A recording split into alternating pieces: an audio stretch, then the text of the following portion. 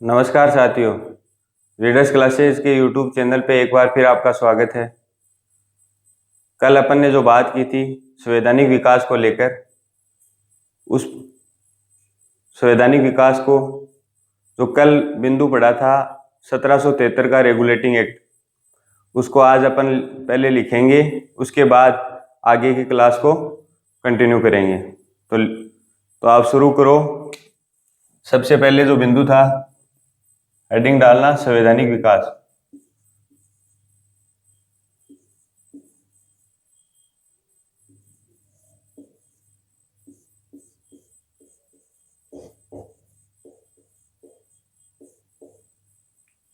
इसके आगे लिखना 1599 में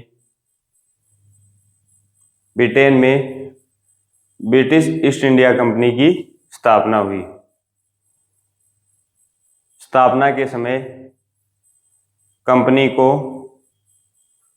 15 वर्ष के लिए व्यापार का अधिकार प्राप्त हुआ। दूसरा बिंदु, 1600 ईस्वी में ब्रिटेन की महारानी एलिजाबेथ प्रथम द्वारा इस व्यापार के अधिकार को 1765 तक सुरक्षित कर दिया गया, जो बाद में अलग अलग एक्टों के माध्यम से उसका कार्यकाल बढ़ाया गया।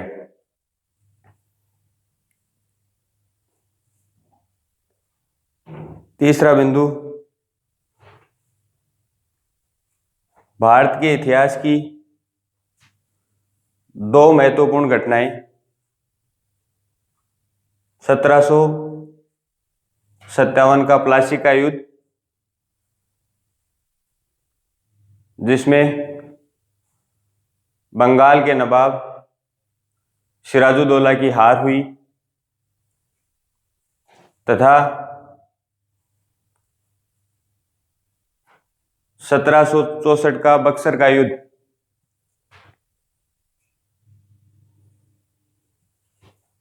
जो बंगाल के नवाब मीर कासिम तथा ब्रिटिश सेनापति हेक्टर मुनरो के मध्य लड़ा गया, जिसमें एक बार फिर अंग्रेजों की विजय हुई। इन दोनों घटनाओं के बाद कंपनी द्वारा भारत में राजनीतिक हस्तक्षेप को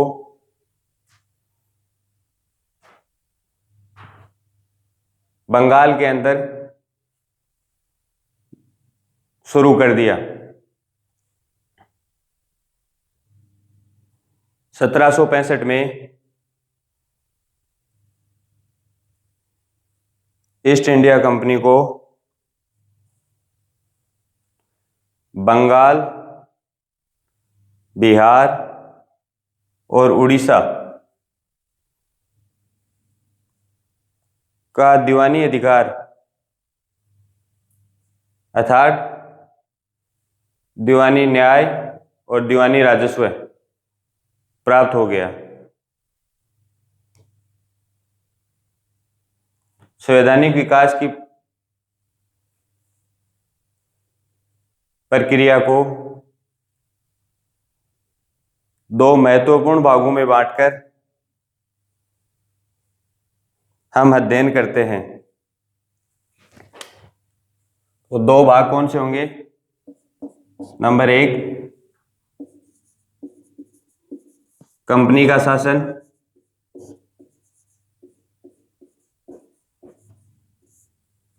इसका टाइम पीरियड लिखना 1773 से 1857 ईस्वी।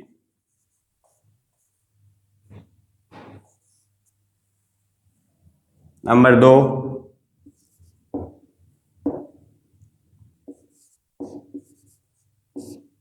ताज का शासन।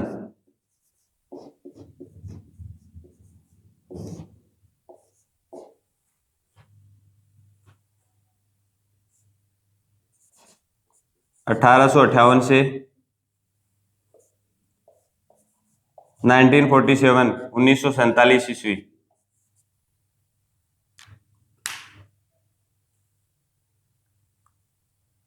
अब इसमें जो पहले अध्ययन करेंगे वो करेंगे अपन कंपनी के शासन का।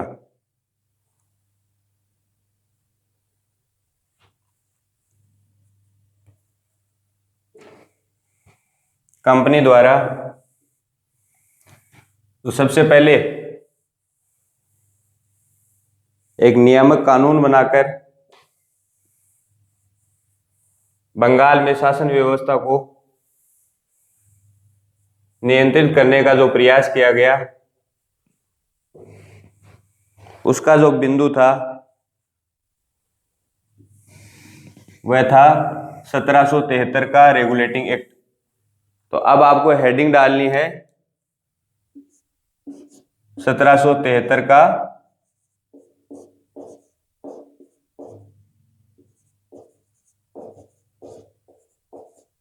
Regulating act. उसके नीचे लिखो संवैधानिक महत्व है। भारत में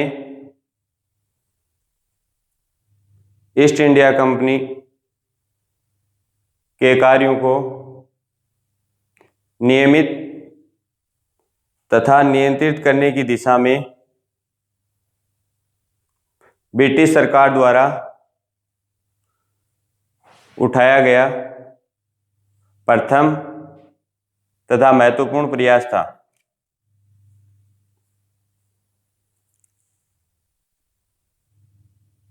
दूसरा जो बिंदु है, इस एक्ट द्वारा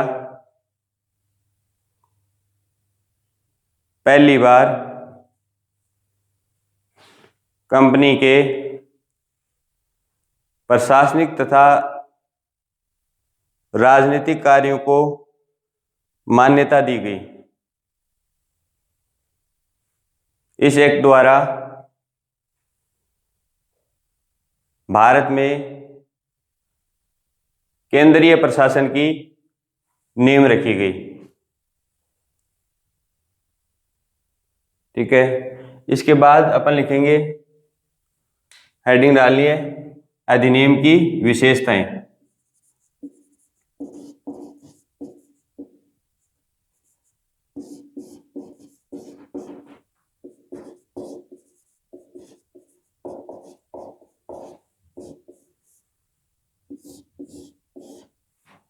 विशेषताओं में सबसे पहले लिखो, बंगाल के गवर्नर को बंगाल का गवर्नर जनरल, इसको अंडरलाइन कर देना, बंगाल के गवर्नर को बंगाल का गवर्नर जनरल बना दिया गया तथा मुंबई और मद्रास के गवर्नर को बंगाल के गवर्नर के अधीन रखा गया।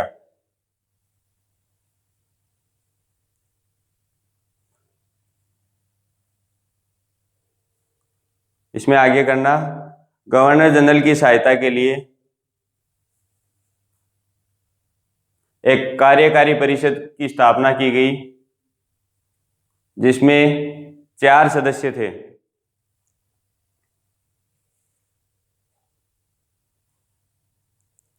बंगाल के पहले गवर्नर जनरल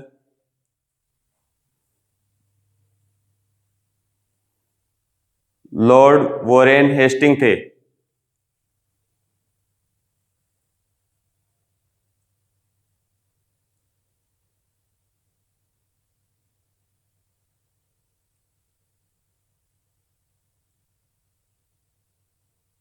इसके बाद दूसरा जो बिंदु है विशेषताओं में, इस अधिनियम में 1774 में बंगाल में उच्चतम न्यायालय की स्थापना की गई?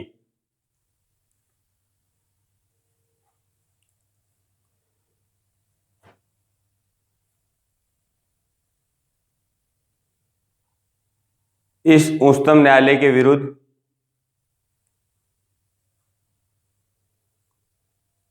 अपील का अधिकार ब्रिटिश प्रिवी काउंसिल को दिया गया।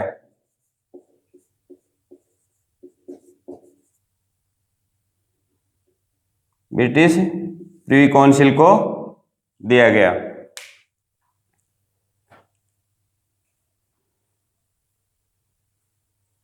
उच्चतम न्यायालय में एक मुख्य न्यायाधीश तथा 3 अन्य न्यायाधीश थे।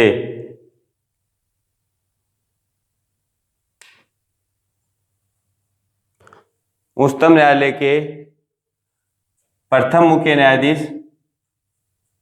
सर एलिजा एम्पे को बनाया गया।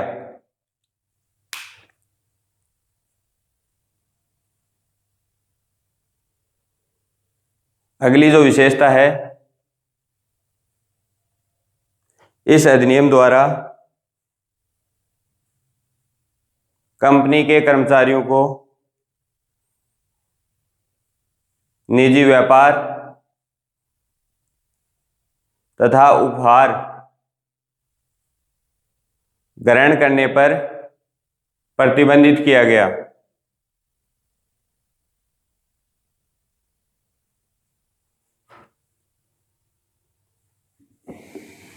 इस अधिनियम की जो अंतिम विशेषता है,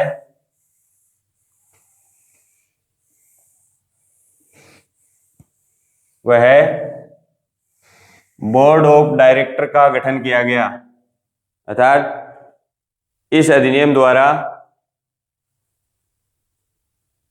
बोर्ड ऑफ डायरेक्टर का गठन किया गया, जो कंपनी के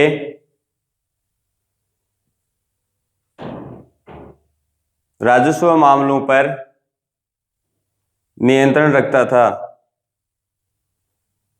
ठीक है, ये अधिनियम की होगी विशेषताएं। तो विशेषताओं में हमने पढ़ा सबसे पहले कि गवर्नर जनरल था, जो गवर्नर था उसको गवर्नर जनरल बना दिया गया। उसके लिए एक कार्यकारी परिषद बनाई गई जिसमें 4 सदस्य थे। और उसके बाद जो पढ़ा वो था उच्चतम न्यायालय का गठन किया गया, जिसमें एक मुख्य न्यायाधीश, 3 अन्य न्यायाधीश थे। और उसके विरुद्ध अपील का अधिकार प्रिवी काउंसिल को दिया गया।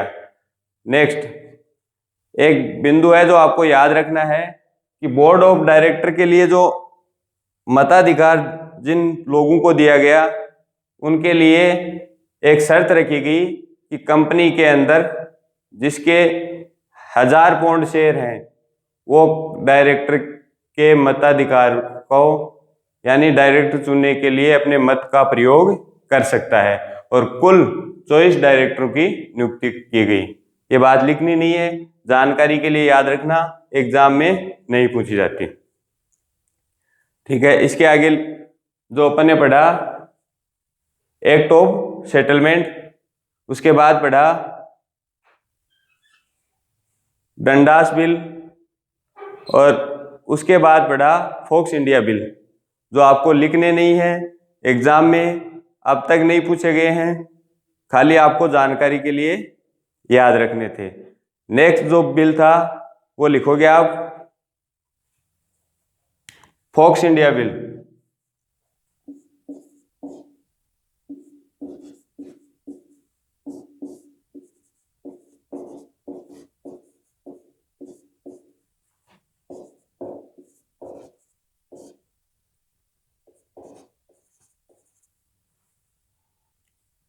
इस बिल में लिखो ये बिल बर्ग तथा फोसिस द्वारा तैयार किया गया।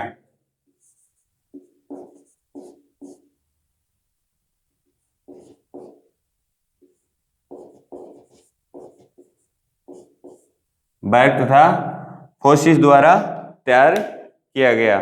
इस बिल में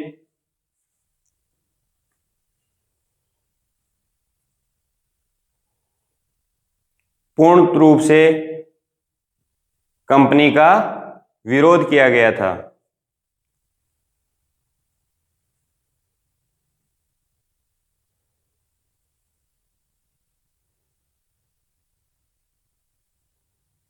एक लाइन इसमें लिख लो कि उस समय फोक्स तथा नॉर्थ की मिलीजुली सरकार को दिसंबर 1783 में भारतीय मामलों को लेकर त्यागपत्र देना पड़ा। नोट लगा के लिख लेना कि ये अंतिम, प्रथम तथा अंतिम अवसर था जब ब्रिटेन के अंदर किसी सरकार को त्यागपत्र देना पड़ा, वो भी भारतीय मामलों को लेकर। ठीक है, यहां तक की जानकारी अपन ने कल पढ़ ली थी। इसके आगे अपन नेक्स्ट करेंगे 1784 का Pitt's India act.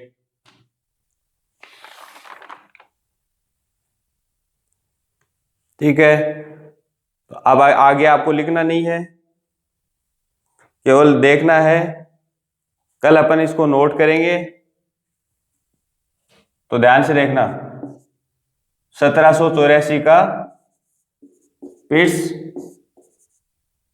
India act.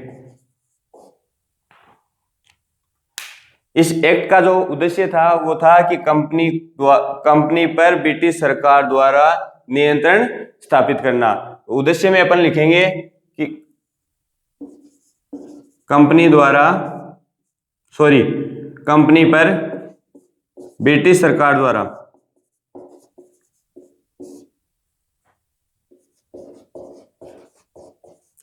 द्वारा नियंत्रण स्थापित करना। ठीक है, उसके बाद इस एक्ट की जो विशेषताएं थी वो थी कि कंपनी द्वारा जो 1773 के रेगुलेटिंग एक्ट में बोर्ड ऑफ डायरेक्टर की स्थापना की गई थी, उस पर कंट्रोल के लिए बोर्ड ऑफ कंट्रोल नामक एक संस्था बनाई गई, अर्थात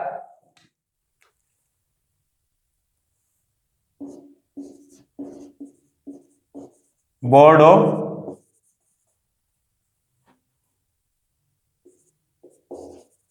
कंट्रोल का गठन किया गया। जो अपन ने देखा था कि आर्थिक मामलों के लिए बोर्ड ऑफ डायरेक्टर का गठन किया गया था। उसके बाद बोर्ड ऑफ 1784 में बोर्ड ऑफ कंट्रोल का गठन किया गया, वो राजनीतिक मामलों को लेकर था। जो बोर्ड ऑफ डायरेक्टर को क्या रखेगा, अधीन रखेगा। यानी कि अब बोर्ड ऑफ डायरेक्टर को बोर्ड ऑफ कंट्रोल के अधीन कर दिया गया और कंपनी के राजनीतिक और आर्थिक मामलों को अलग अलग कर दिया गया। यहां से अपन देख सकते हैं कि भारत में द्वैध शासन की जो भावना निकल के आती है वो बोर्ड ऑफ कंट्रोल और बोर्ड ऑफ डायरेक्टर से निकल के आती है। इसके बाद भारत में इसकी दूसरी जो विशेषता है वो इस प्रकार है कि भारत में जो अब तक कंपनी का शासन, कंपनी अधीन क्षेत्र था, उसको बोला गया ब्रिटिश आधिपत्य क्षेत्र।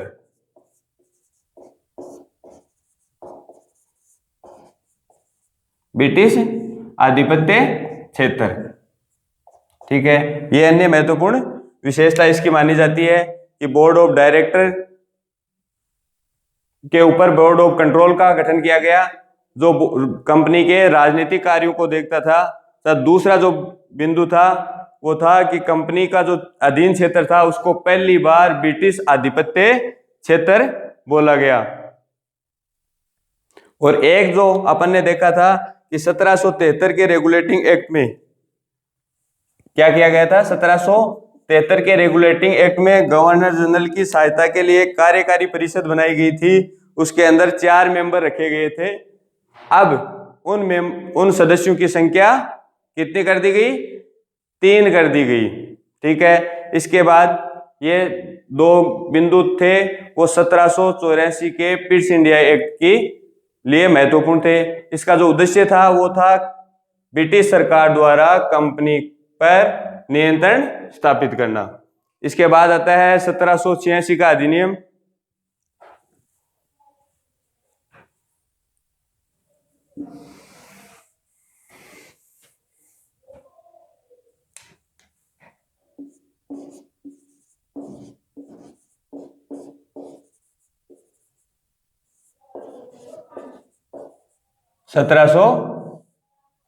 का अधिनियम। इस अधिनियम में ज्यादा कुछ विशेष नहीं है, केवल एक बात याद रखनी है कि गवर्नर जनरल को सेनापति की शक्तियां दी गई।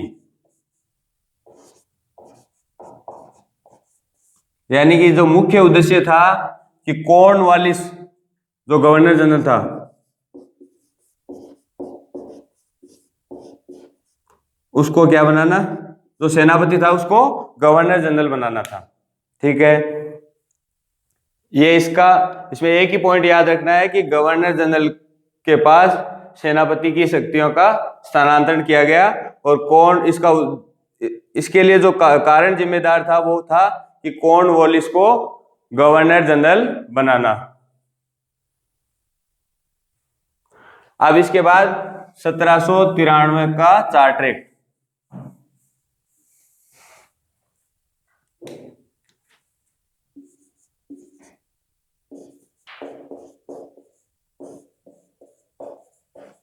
का चार्टर एक्ट। इस एक्ट के अंतर्गत नियंत्रण मंडल के बोर्ड ऑफ डायरेक्टर के जो कर्मचारी थे उनको बोर्ड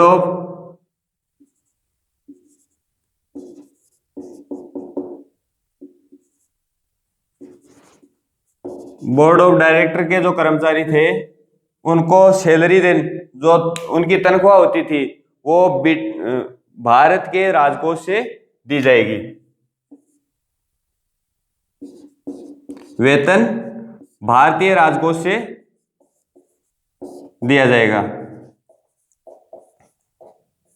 यह परंपरा 1793 के चार्टर एक्ट से शुरू होकर 1919 के मॉन्टेस्क्यू चेम्सफोर्ड अधिनियम तक रहती है। और मॉन्टेस्क्यू चेम्सफोर्ड अधिनियम में इसमें संशोधित करके ब्रिटिश सरकार द्वारा बाद में इनको सैलरी देना प्रारंभ किया जाता है। इसके बाद अपन पढ़ेंगे 1813 का चार्टर एक्ट जो बहुत ही महत्वपूर्ण है।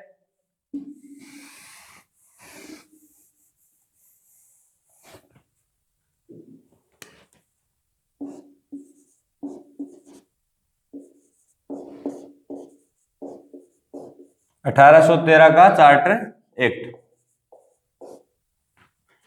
इस एक्ट की जो विशेषताएं थी उनमें सबसे पहले थी सर्वप्रथम जो कंपनी के व्यापारिक अधिकार को आंशिक रूप से समाप्त कर दिया गया। व्यापारिक अधिकार को आंशिक रूप से समाप्त।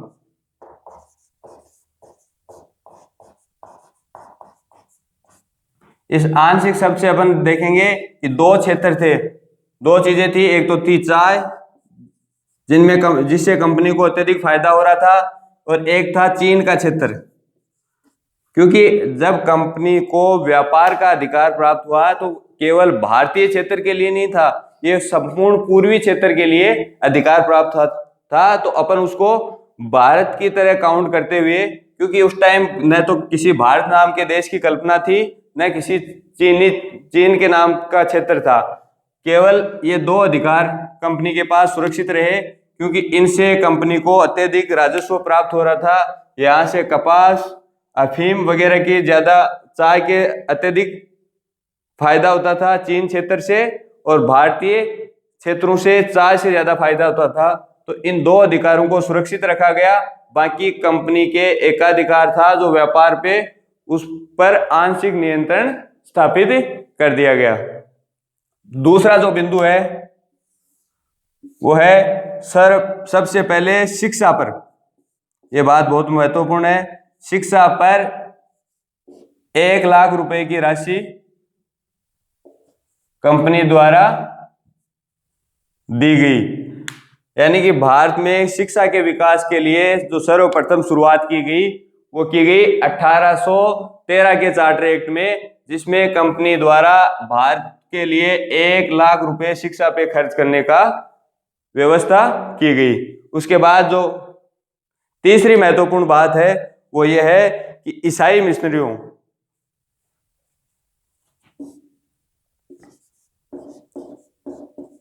मिशनरियों का भारत में सबसे पहले जो भारत में आने की जो परमिशन उन्हें मिली वो 1813 के चार्टर एक्ट के तहत मिली। ठीक है, आज के लिए इतना ही। एक बार अपन वापस से बैकअप करेंगे उसको कि अपन ने आज पढ़ा पिट्स इंडिया एक्ट, जिसका उद्देश्य ये था कि कंपनी पर ब्रिटिश सरकार द्वारा नियंत्रण स्थापित करना। इसके लिए दो कार्य किए गए। एक बोर्ड ऑफ डायरेक्टर जो पहले से था, उस पर एक बोर्ड ऑफ कंट्रोल की स्थापना की गई जो कंपनी के राजनीतिक मामलों को देखता था। उसमें जो दूसरा महत्वपूर्ण बिंदु था वो ये था कि कंपनी क्षेत्र को सबसे पहले ब्रिटिश आधिपत्य क्षेत्र बोला गया। जो इससे आगे का और एक और बिंदु था वो ये था कि जो कंपनी द्वारा 1773 के रेगुलेटिंग एक्ट में 4 सदस्य गवर्नर जनरल की कार्यकारिणी में रखे गए थे, उनके सदस्यों की संख्या 4 से कितनी कर दी गई? 3 कर दी गई। फिर अपन ने पढ़ा कि 1786 का अधिनियम, इस अधिनियम में कंपनी द्वारा क्या किया गया कि गवर्नर को क्या दी गई? शक्तियां दी गई सेनापति की, यानी कि कॉर्नवालिस को गवर्नर जनरल बनाना था। इसके बाद अपन ने पढ़ा 1793 का एक्ट, जिसमें अपन ने देखा कि बोर्ड ऑफ डायरेक्टर के जितने कर्मचारी थे उनको सैलरी है वो दी जाएगी भारतीय राजकोष से। इसके बाद अपन ने पढ़ा 1813 का चार्टर एक्ट, जिसमें 3 बातें बहुत ही महत्वपूर्ण है, याद रखनी है आपको। पहली चीज है कि भारत में ईसाई मिशनरियों को प्रवेश दिया गया। दूसरी बात है शिक्षा के विकास के लिए 1 लाख रुपए की राशि खर्च की जाएगी।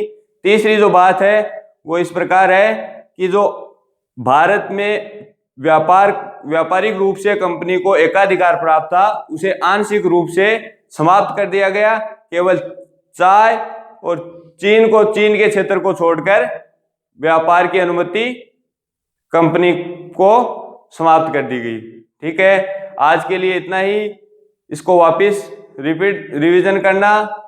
एक बार नहीं समझ में आता है तो इसको 2 बार देखना, और इस चैनल को ज्यादा से ज्यादा लाइक एंड सब्सक्राइब करें। जय हिंद, जय भारत।